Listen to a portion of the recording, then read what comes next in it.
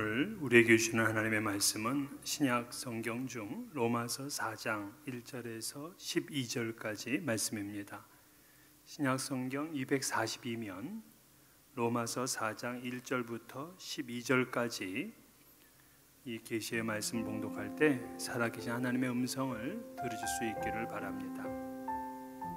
그런즉 육신으로 우리 조상인 아브라함이 무엇을 얻었다 하리요? 만일 아브라함이 행위로서 의롭다 하심을 받았으면 자랑할 것이 있으려니와 하나님 앞에서는 없느니라.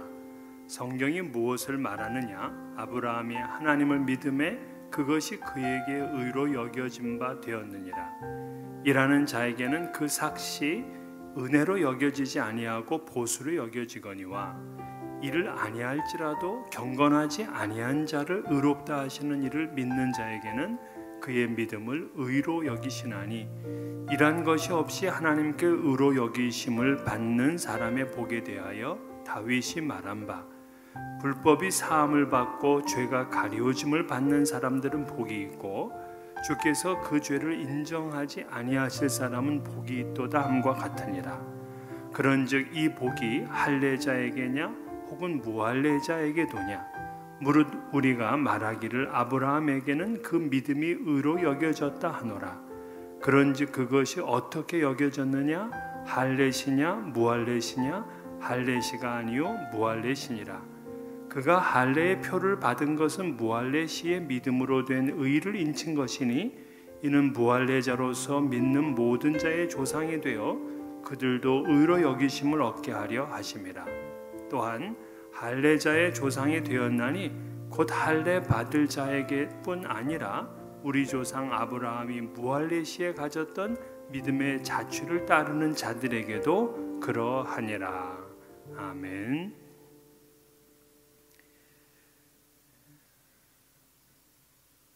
모두 다 평안하셨습니까? 정말 세상이 난리가 난 것 같죠. 우리가 사는 일리노이는 어제 오후 5시부터 주지사의 Stay at Home, 즉 자택 격리 명령이 발효가 되었습니다. 주지사 프리츠커는 신종 코로나 바이러스가 더 이상 확산되지 못하도록 주 정부가 취할 수 있는 조치 중에서 가장 엄격한 조치를 내렸습니다. 캘리포니아와 뉴욕주에 이어서 이제 세 번째죠. 이 행정명령은 이제 4월 7일 밤까지 계속이 되기에 이제 17일간이 됩니다. 이 주지사의 명령은 이 주민들의 생활을 완전히 혼란에 빠지게 만들었어요.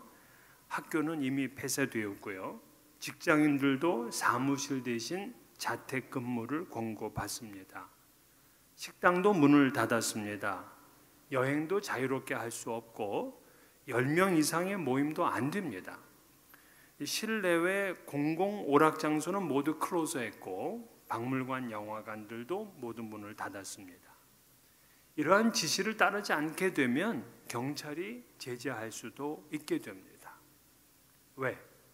주지사가 이렇게 엄청난 주민들의 불편을 감수하면서까지 강력한 조치를 내렸느냐? 그는 지난 금요일 연설에서 이 코로나 바이러스로 돌아가신 5번째 일리노이 주민에 대한 이야기를 했습니다. 즉 이러한 조치들은 주민들의 생명을 지키기 위해서 어쩔 수 없는 노력들이다 하는 것을 설명하기 위해서죠. 온 나라가 국민들의 생명과 건강을 지키기 위해서 이 천문학적인 재정을 투입하고 강력한 조치를 취하는 것은 감사하고 다행스러운 일입니다. 이러한 노력들로 인해서 신종 코로나 바이러스가 빨리 종식되어 모두 일상으로 돌아갈 수 있기를 그렇게 기도하고 바랍니다. 우리 약속의 교회 당회는 이러한 비상시국을 맞이해서 17일간 수행할 6가지 지침을 마련했습니다. 이미 여러분에게 다 말씀을 드렸죠. 첫 번째는 주일 예배는 유튜브 방송 예배로 가족과 함께 드립니다. 지금도 이렇게 라이브로 드려지고 있죠. 그래서 주일에 교회를 찾아오는 것은 당분간 삼가 주시고 교육자들과 기도자 또한 멀티미디어에 해당되고 반주자까지 그렇게 허용을 하였습니다. 두 번째, 우리 교회가 드리는 새벽 기도회는 이 기간 동안에는 제가 유튜브로 제공하는 영상을 통해서 예배하도록 하겠습니다. 그날 우리 화수목금 4일 동안 새벽 5시 45분에 유튜브 방송을 통해서 제가 찬송도 하고 또 말씀도 함께 나누고, 그리고 여러분은 각자가 가정에서 기도할 수 있도록 그렇게 하겠습니다. 또한 세 번째는 자녀들의 신앙교육에 최선을 다하자. 이번 기간을 통해서 우리 가족이 어려움을 함께 극복해 나가는 그런 위기 극복 공동체다 하는 인식을 분명하게 했으면 좋겠어요. 그래서 서로 하나 되고 서로 격려하는 그런 훈련의 시간이 됐으면 좋겠습니다. 특별히 아이들이 이제 학교를 가지 않고 집에 머무르게 되면서 이 신앙 훈련을 염려하는 학부형들이 많습니다. 그래서 우리 교회는 부활절 전까지 자녀들이 함께 성경을 읽고 묵상하고 나눌 수 있는 프로그램을 각 교육부서에서 제공합니다. 네 번째는 이 코비드-19이 굉장한 영적 싸움일 수가 있어요. 그래서 이 일이 끝난 후에 교회가 어떤 피해를 입게 될지 걱정하는 이들이 굉장히 많습니다. 여러분 개인의 신앙이나 또 하나님의 나라와 교회에 대한 헌신과 사랑이 약해지지 않도록 여러분들은 꾸준히 경건의 훈련을 해야 됩니다. 기도와 말씀 읽기에 전념해 주시고요. 또 부활절까지 한번 신약 성경을 일독해 보겠다 하는 그러한 목표, 또 그런 계획을 세우면 좋겠습니다. 이 다섯 번째는 성도들이 함께 이제 만나서 교제하지를 못해요. 근데 요즘은 이제 떨어져서 함께라는 그런 슬로건을 내걸고 떨어져 있지만 어떻게 이걸 함께 지낼 수 있는가 하는 것에 대한 이야기와 연구들을 많이 합니다. 우리도 비록 떨어져 있지만 함께하는 공동체다 하는 사실을 잊지 말고 단톡방을 통해서 서로 안부를 묻고 또 서로 기도하는 그런 시간들로 채워주시기를 바랍니다. 여섯 번째는 부득이 교회에 모여야 되는 재정부, 헌금을 계수할 때도 가능하면 마스크를 착용해 주시고, 교회를 방문할 때는 우리 로비에 있는 손 소독제를 사용해서 무조건 들어오시게 되면 이 손을 먼저 씻고 그렇게 들어올 수 있도록 해주시기를 바랍니다. 저는 이 나라가 이 생명을 존중히 여기고 또 건강을 지키기 위해서 애써주는 것이 너무나 고맙습니다.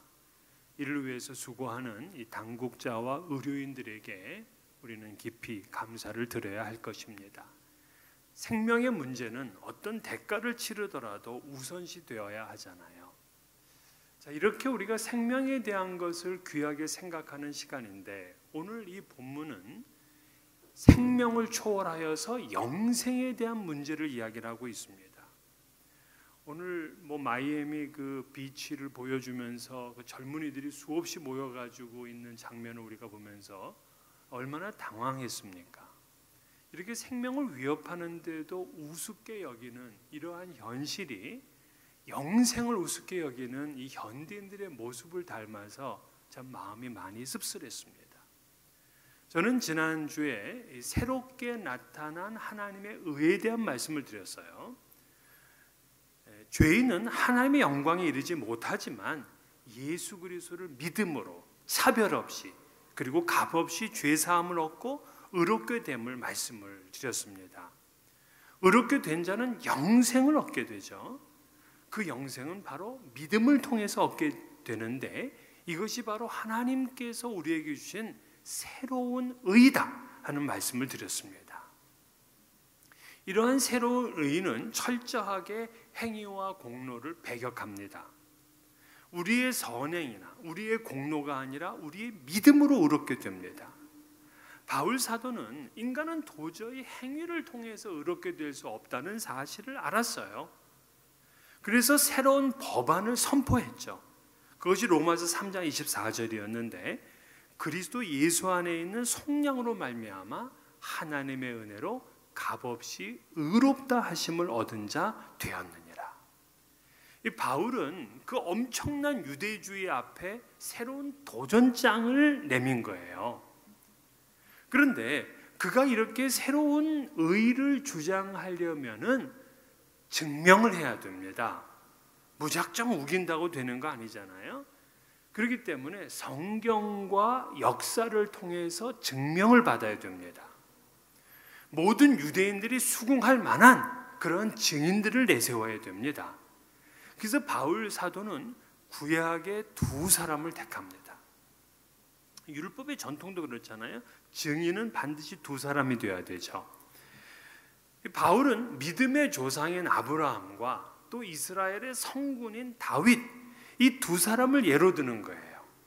마태복음을 시작하는 마태도 그 1장 1절에 아브라함과 다윗의 자손 예수 그리스도의 계보라 이렇게 시작을 하면서 아브라함과 다윗 이 두 사람으로 시작을 했는데, 바울도 유대인들이 가장 존경하는 아브라함과 다윗을 통해서 믿음으로 얻는 의에 대한 역사적인 배경, 성경적 배경을 지금 밝히고 있는 게 바로 오늘 본문 그리고 그 이후의 내용들입니다.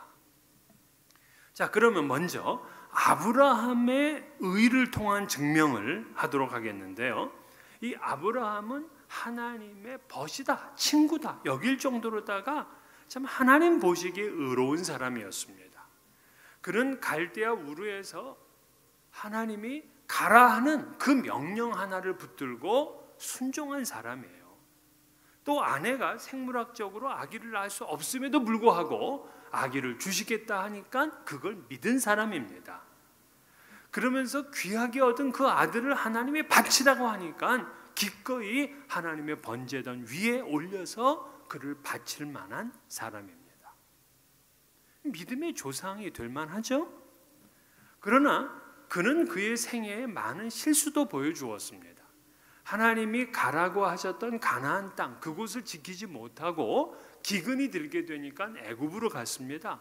애굽으로 갔다가 자기의 생명을 지키기 위해서 아내를 바로 왕에게 바쳐야 됐습니다. 하나님의 약속하신 바를 인내하지 못하고 아들을 쉽게 얻지 못하게 되니까 첩을 통해서 아들을 얻었습니다. 바로 그 아들 때문에 4,000년 동안 이스라엘과 중동은 서로 갈등과 전쟁을 계속하고 있는 거예요. 그렇게 보면은 그도 허물이 많은 사람입니다. 하지만 유대인들은 아브라함이 허물이 많다? 그런 얘기 잘 안 해요. 아브라함을 완벽한 사람으로 각색해 놓았습니다. 그래서 유대 외경을 보게 되면 아브라함의 행위는 완전하다 그렇게 기록을 해두고 있어요. 또 랍비 문헌에 보게 되면 아브라함은 이미 3살 때부터 하나님을 섬기기 시작했고 자신의 공력으로 하나님의 임재의 상징인 빛나는 구름을 불러올 수 있는 첫 번째 인물이다. 그렇게까지 이야기를 했어요. 신화시키는 거죠. 하지만 아브라함은 믿음의 사람이면서 동시에 허물이 많은 사람이었어요. 어떻게 보면 우리보다 믿음도 더하고 허물도 더한 그러한 사람이었어요. 그런데 하나님께서는 그를 의롭게 여기셨다 하는 말씀을 기록해 두셨습니다. 그 유명한 창세기 15장 6절이죠. 아브라함이 여호와를 믿으니 여호와께서 이를 그의 의로 여기시고. 자, 행위로 의롭게 여기신 거 아니에요. 선행으로 공로로 의롭게 여기신 거 아니에요. 그의 헌신으로 의롭게 여기신 거 아니에요. 바울은 지금 유대인들에게 이 말을 강조하고 싶은 거예요. 하나님이 아브라함을 의로 여기신 것은 그의 행위와 율법을 지킴으로 할례를 받음으로가 아니라 그저 믿음 때문이었다는 거예요. 오늘 본문 9절에서도 무릇 우리가 말하기를 아브라함에게는 그 믿음이 의로 여겨졌다 하노라, 이걸 힘주어 말하고 이게 성경적 증명인 겁니다. 그러면서 바울은 이어서 유대인들이 의로운 자의 근거라고 말하는 할례와 의, 그리고 율법과 의의 관계도 말하고 있어요. 자, 아브라함이 할례를 받은 기록이 어디 나오냐? 창세기 17장에 나옵니다. 근데 하나님께서 아브라함을 의로 여기셨다 하는 말씀은 어디 나오느냐? 창세기 15장에 나옵니다. 그러니까 아브라함이 의롭다함을 받은 것은 창세기 15장이고 할례를 받은 것이 17장이라면 할례를 받기 이전에 이미 의롭다 여김을 받았다, 그런 말이 돼요. 이러한 역사적인 상황 가운데서 바울 사도가 11절을 말하는데, 그가 할례의 표를 받은 것은 무할례 시에 믿음으로 된 의를 인친 것이니, 즉 무할례 시에 믿음으로 의롭다 하심을 얻었고, 그리고 이것을 인친 것, 도장을 찍은 것이 할례라는 거예요. 그러니까 순서상 믿음, 칭의, 할례, 이런 프레임을 갖추게 되었어요. 이것이 역사적으로 증명된 진리예요. 그래서 아브라함은 할례자의 조상뿐만이 아니라 무할례자로 믿는 자의 조상이기도 해요. 그래서 유대인들의 조상만이 아니라 이방인의 조상이기도 한 겁니다. 11절에 그걸 말하고 있어요. 그가 할례의 표를 받은 것은 무할례 시에 믿음으로 된 의를 인친 것이니, 이는 무할례자로서 믿는 모든 자의 조상이 되어 그들도 의로 여기심을 얻게 하려 하심이라. 즉 할례는 무할례 시에 믿음으로 의롭게 된 것을 그냥 인친 것뿐입니다. 또한 오늘 본문에 이어서, 오늘 다 읽지는 않았지만 13절부터 15절을 보게 되면 율법과 의의 관계를 말해요. 자, 아브라함은 율법을 지켜서 의롭게 된 사람이 아니다, 이걸 말하고 있는 건데, 율법보다 아브라함은 600년 전 사람이에요. 즉 모세 때에 율법이 주어지잖아요. 그 모세가 아브라함보다 600년 후손이란 말이에요. 심지어 아브라함은 유대인이라는 민족이 생기기 전부터 있었던 사람입니다. 그러므로 율법을 통해서 의롭게 된다? 이거는 시대착오적인 오류라는 거예요. 이미 아브라함은 율법을 받기 600년 전에 믿음으로 의롭게 되었어요. 그러므로 율법을 통해서, 행위를 통해서, 할례를 통해서 의롭게 된다? 이거는 잘못된 믿음이고 거짓된 전통이다 하는 것을 오늘 본문에서 바울이 강조하고 있는 거예요. 두 번째 증인은 다윗입니다. 사도 바울이 다윗을 택한 것은 다윗의 위치가 유대인들에게는 너무나 중요하기 때문에 그래요. 그들이 가지고 있는 지금 이 다윗의 별, 그것이 이스라엘 민족을 상징하고 있는 거예요. 또한 그는 하나님과 언약을 맺은 장본인이에요. 그러면서도 그는 위대한 음악가며 시인이었습니다. 그래서 유대인들은 이 다윗을 당연히 의로운 사람으로 그렇게 여기고 있습니다. 그런데 다윗은 하나님께 받은 진정한 복을 노래한 시편이 있어요. 그가 진정으로 행복해한 것, 그게 언제냐는 거예요. 그는 전쟁에서 이겼을 때 아니에요. 골리앗하고 싸우면서 승리했을 때 아니에요. 아내를 많이 두었기 때문에 쾌락을 즐길 수 있었던 것 아니에요. 자식을 많이 두었고 자식이 잘 자라는 걸 봤기 때문에 그것도 아니에요. 이스라엘의 왕의 보좌에 올랐기 때문에 그것도 아닙니다. 그럼 도대체 무엇 때문에 이 다윗은 가장 행복했을까? 그게 오늘 본문 6절인데요. 일한 것이 없이 하나님께 의로 여기심을 받는 사람의 복에 대하여 다윗이 말한 바, 이렇게 되어 있어요. 즉 그는 누가 행복하다고 말했느냐? 일한 것이 없는데 하나님께서 의로 여겨주심을 받은 사람, 이 사람이 행복하다는 거예요. 다시 한번 읽어보세요. 일한 것이 없이 하나님께 의로 여기심을 받는 사람의 복에 대하여. 자, 이것은 다윗의 자신의 삶으로부터 나온 고백이에요. 우리가 잘 아는 대로 그는 밧세바를 유혹하고 또 그의 남편을 치밀하게 살인 계획을 세워서 제거하잖아요. 근데 훗날 나단의 책망을 받고는 굉장히 고통스러워합니다. 그의 심경을 나타낸 시편이 시편 32편이에요. 그 3절 4절 읽어보게 되면 내가 입을 열지 아니할 때에 종일 신음함으로 내 뼈가 쇠하였도다. 그의 손이 주야로 나를 누르시오니 내 진액이 빠져서 여름 가뭄에 마름같이 되었나이다. 뼈가 쇠해지고 진액이 빠져서 이 모든 만물이 다 말라버린 것처럼 그렇게 지금 이 고통을 받고 있는 거예요. 이 끔찍한 죄를 어떻게 씻을 수 있냐고요. 그래서 이 다윗은 1절에 허물의 사함을 받고 자신의 죄가 가려진 자는 복이 있도다 그랬어요.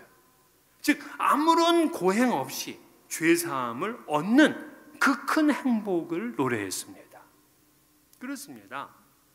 죄 사함을 받고 허물의 가려짐을 받은 자에게 진정한 행복이 있어요.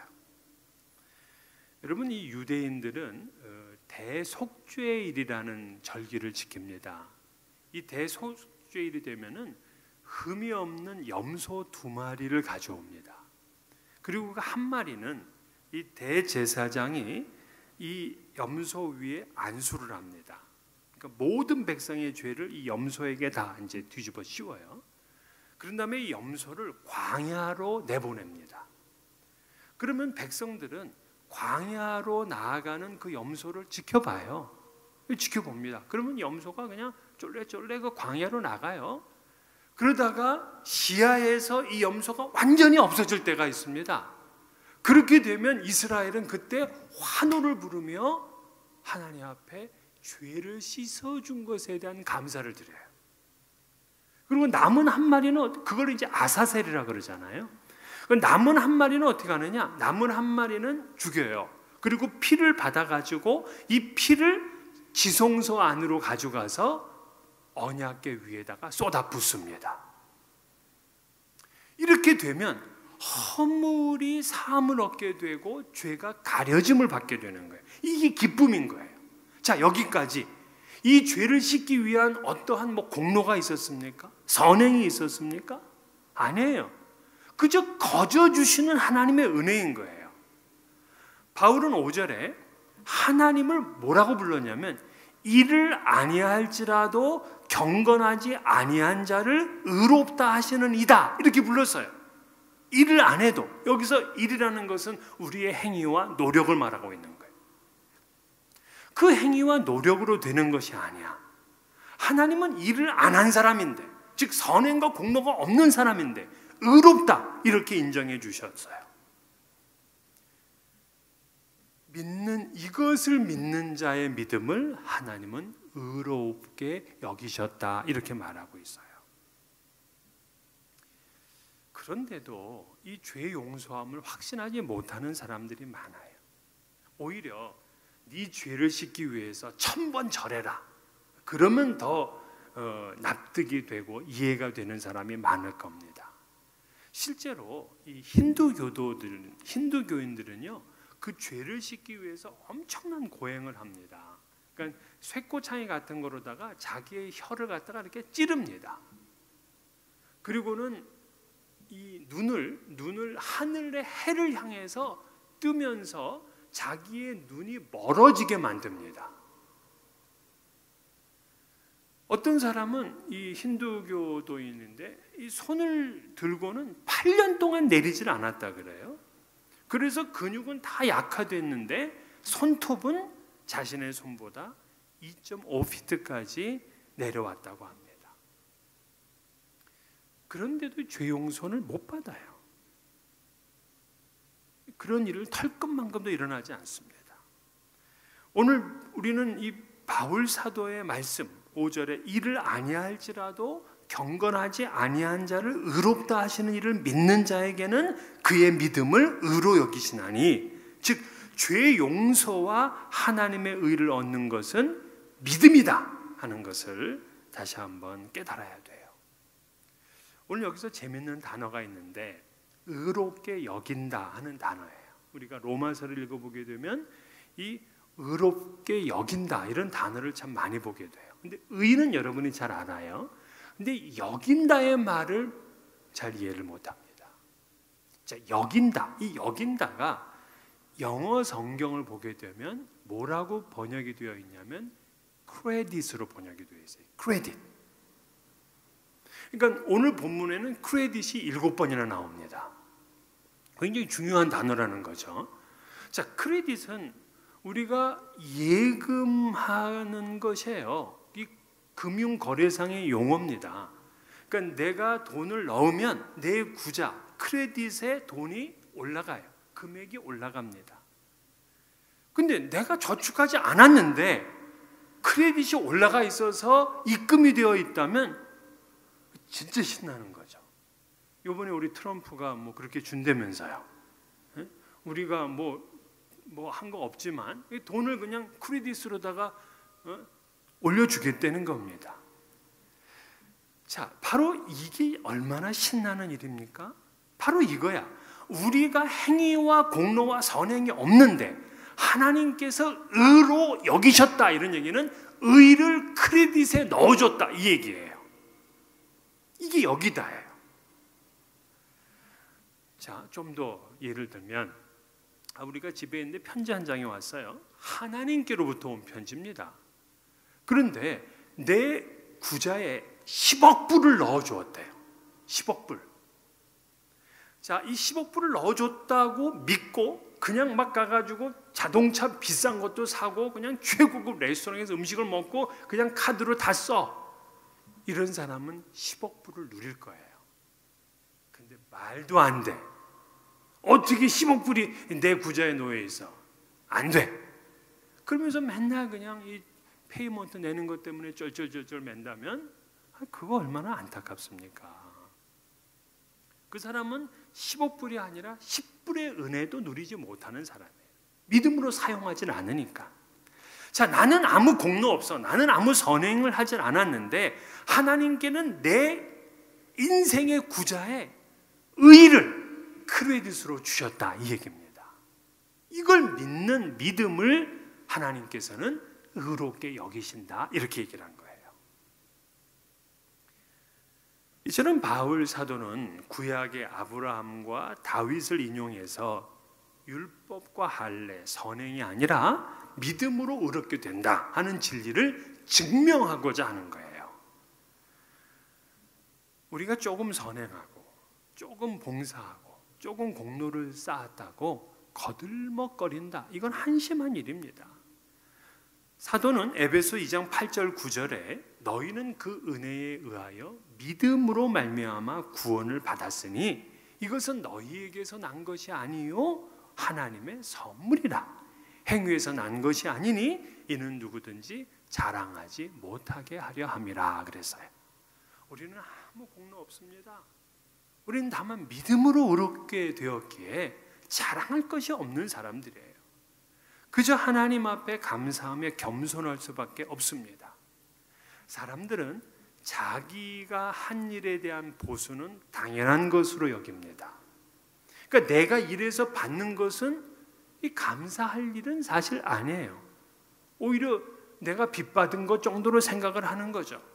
그래서 오늘 본문 4절에서도 일하는 자에게는 그 삭시 은혜로 여겨지지 아니하고 보수로 여겨지거니와. 자, 여러분들이 일주일 동안 어떤 직장 가서 일을 했습니다. 그러면 일주일 뒤에 주급이 나왔어요. 그건 당연히 내가 받을 거야. 오히려 만약에 안 준다, 고소합니다. 내가 당연히 받아야 될 거니까. 여기는 은혜도 감사도 없어요. 그런데 내가 몸이 좀 안 좋아서 일주일 동안 일을 못했어. 그런데도 이 주인이 일한 것으로 계산해서 그대로 나한테 주급을 보내줬다면 그건 은혜며 감사할 일이에요. 그 직장에 더욱 충성을 다할 겁니다. 이 탕자가 받은 은혜가 뭡니까? 그는 아들의 자리로 돌아갈 거다, 이 생각 못했어요. 자기는 하늘과 아버지께 죄를 얻은 사람이다, 이렇게 생각했기 때문에 그저 하인 중에 하나로 써주면서 먹을 것만 먹게 해달라, 그게 소원이었습니다. 그런데 아버지가 그를 아들의 신분으로 회복해 주면서 큰 잔치까지 베풀어 주었어요. 이게 은혜며 이게 감사인 겁니다. 우리는 행위의 의가 아니라 믿음의 의로 살아요. 내 공로로 얻은 의가 아니기 때문에 우리는 더욱더 겸손하고 더욱더 충성을 다할 수밖에 없습니다. 그러면서 하나님 앞에 마지막에 하나님 만났을 때는 하나님, 저는 무익한 종입니다 하는 고백밖에 할 것이 없어요. 이것이 믿음으로 의롭다함을 받은 우리의 모습입니다. 믿음으로 영생과 구원을 누리시는 우리 성도님들 되시기를 주의 이름으로 축원합니다.